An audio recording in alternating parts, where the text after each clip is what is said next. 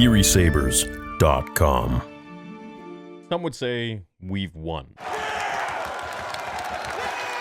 Some are really pissed off that we're fans of the show, saying that it's because of people like us, like me, those who think like me, critical drinker and such and so forth, my friends. We have destroyed this show, and we haven't given Leslie Headland a chance to tell part 2 and cook for future seasons. And to that I say, I wish we had that much power to greenlit shows or cancel shows. You know, at the end of the day, YouTubers are only speaking their mind, and if people want to blindly follow that, then that's on them. But I truly believe that a lot more people have brains out there than one thinks. I think it's a very cheap argument to say, hey, if we win, it's because, you know, we're all smart and we chose the best thing. But if we lose, it's because everyone else doesn't have a brain and they just listen to YouTubers. I mean, it's just a weak argument all around. So the Acolyte, canceled, no longer happening. Season 2 is a no-go. They've seen the ratings, the Nielsen ratings came out, and it had the lowest, let me repeat, the lowest viewership in a finale of any Disney Star Wars product on Disney+. The lowest for a finale. That's insane. The numbers started out decently, and they just started to... The more and more people saw the episodes of the show, they just completely lost interest. And I don't think it's because of YouTubers. And if they did, man, I wish we had that much power to really be able to influence people that much to hate a product if it was so amazingly great. And that's the thing.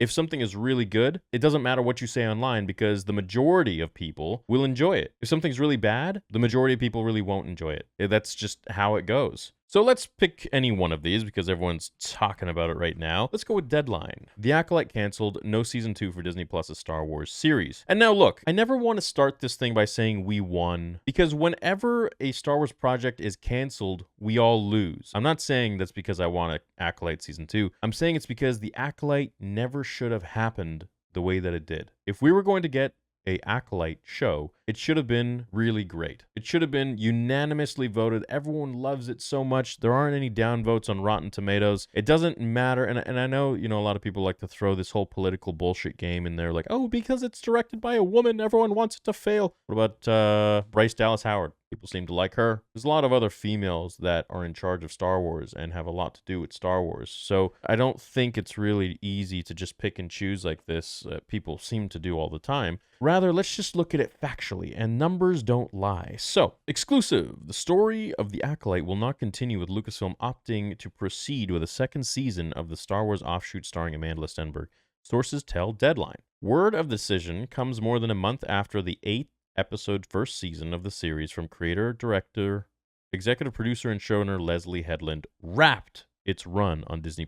Driven by interest into the venerable franchise, The Acolyte got off to a strong start. Let's click on that to see what they actually mean by a strong start. The Acolyte views grow to 11.1 million on Disney+ after 5 days of streaming. All right, let's check. Oof, look at that, dude.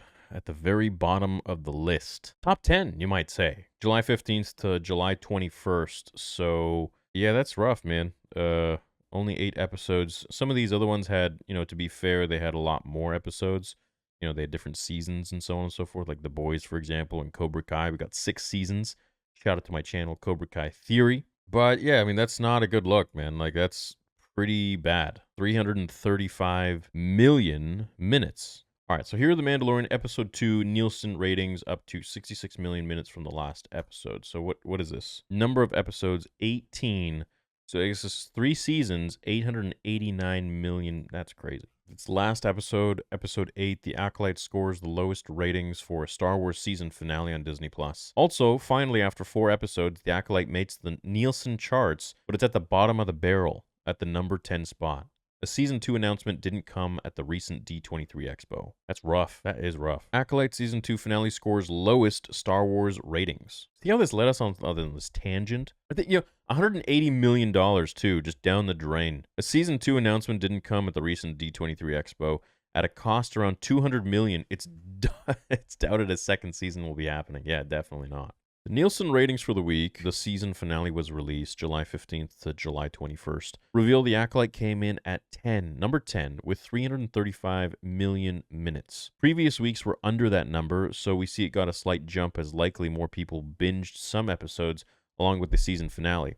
However, again, The Acolyte is the lowest season finale for a Star Wars show on Disney+, so that's not really saying much. Okay, here we go. Star Wars season finale ratings on Disney+. Comparing the numbers to the other Star Wars season finales on Disney+, we also see it's the lowest by a pretty large margin. Ahsoka finale got 575 million minutes, Andor 674 million, Obi-Wan 860 million. Damn, I didn't know Boba Fett beat that. Boba Fett 885 million. The Mandalorian season 3 1012 million, and Mando season 2 1336 million minutes watched, compared to The Acolyte's 335 million minutes. I almost gave it an extra minute there. So, I mean, just across the board, you can see The Acolyte just was the lowest. It was the least interesting show to people. And you can't fake these numbers. These are statistics. These are the reason why we're not getting a season 2 of The Acolyte. When it launched June 4th with 2 episodes, generating 4.8 million views in its first day on the streamer to rank as the biggest series premiere on Disney Plus this year, which don't let these bullshit marketing terms get you excited, because it really doesn't mean anything. What did we have on Disney Plus? The Bad Batch? I think there were a few other titles that really nobody knew much about that weren't really as big. But I mean, Star Wars being the biggest IP, you peel an egg and you slap Star Wars on it, your people are going to watch. Corroborating Disney's data, the series made its debut on Nielsen's top 10 original chart in its premiere week at number 7. 488 million minutes viewed, climbing to number 6 the following week. But The Acolyte could not sustain the momentum, dropping out of the top 10 in week 3 and staying off before returning at number 10 after the release of the finale. 335 million minutes, believed to be the lowest for a Star Wars series finale. Like fellow global streamers Netflix and Prime Video, Disney Plus has a high viewership threshold for renewing high-end, big-budget series that cost well above $100 million per season to make. In interviews, Headland has revealed that she has pitched her ideas for a second season and has shared her hopes for renewal. Lucasfilm's first and most successful to date Disney Plus series, The Mandalorian, is carrying on, crossing over to features with the upcoming The Mandalorian and Grogu movie. Ahsoka, the company's series that preceded The Acolyte, has been renewed for a second season. Ahsoka did decent numbers, and I seriously believe that it's because Goal and Shinhati carried the show. The Acolyte was a mystery thriller that took viewers into a galaxy of shadowy secrets and emerging dark side powers in the final days of the High Republic. Yeah, we don't need to recap this shit. Yeah, so there you have it, man. Look, and this is, this is a direct reason as to what happens when you have someone that's trying to push a bullshit agenda into a show, someone that really doesn't understand Star Wars, but claims and talks like they do, and someone who just really brings in a whole bunch of canon events and tries to switch it around so that she can lick the freaking fruit and put it back on the stand, and then have a little flag that says, I did that. I brought Plagueis back. I brought Plagueis into canon, into movies, into live action.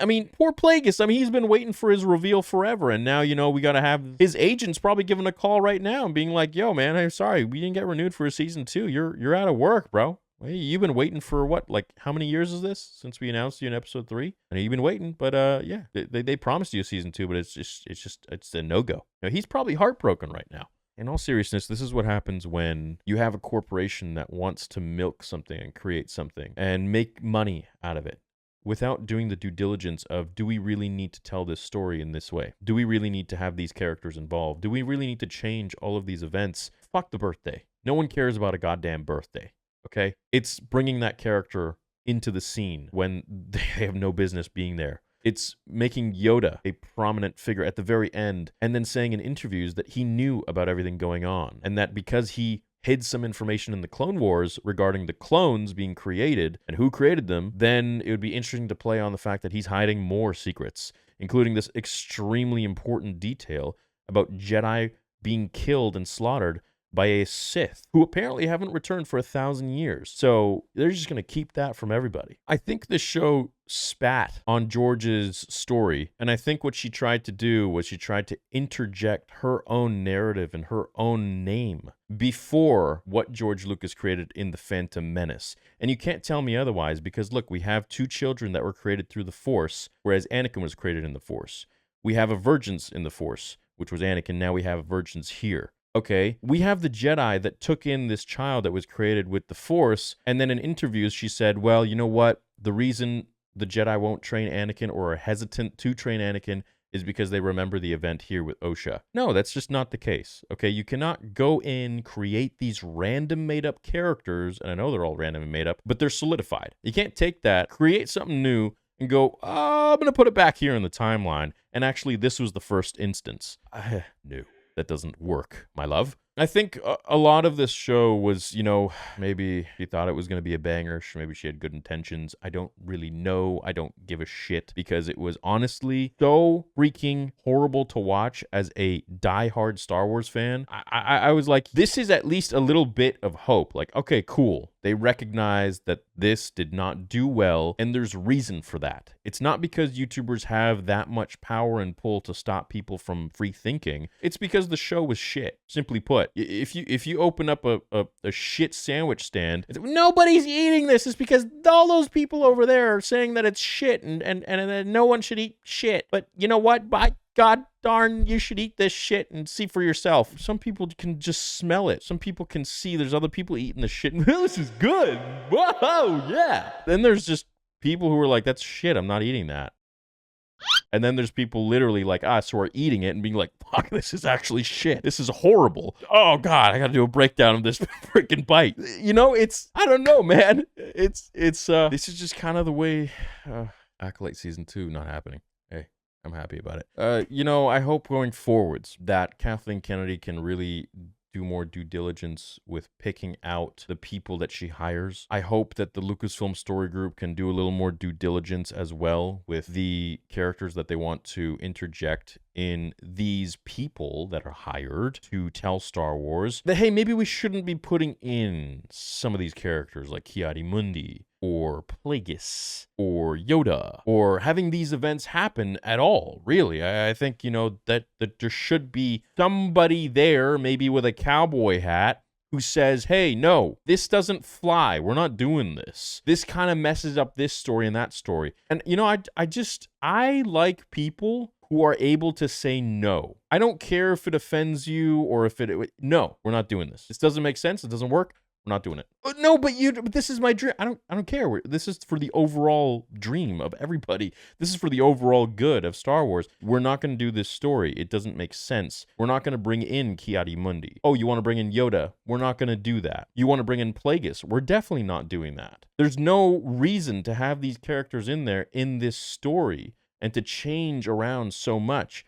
Something's canon, something's not canon. There is a precedent. And to bring in a character as high and mighty as Darth Plagueis in this sort of lame way, it's just not how you do it. And you're going to piss off a lot of people, and the result is bad ratings because people are pissed off. They're done. They don't want to watch this shit. You're having people celebrate the fact that this show is not happening. Nobody wins. This isn't a win for me. I'm a Star Wars channel. I care about Star Wars. I want Star Wars to thrive. I want it to be dope. I don't want it to be a laughing stock. I don't want to be making these kind of videos where I'm just like, this is garbage, but I'm going to call it out because it's something that I hold so sacred to my heart and so important to me. And they're just blasphemizing it. They're just destroying it for their own effed up vision, or lack thereof. So I really hope going forwards we're going to find some very passionate people about Star Wars, but at the peak of that will be the governors, the guys who set the rules and veto things, allow things to go through and then not. Dave Filoni, my man, let's saddle up a little bit, dude.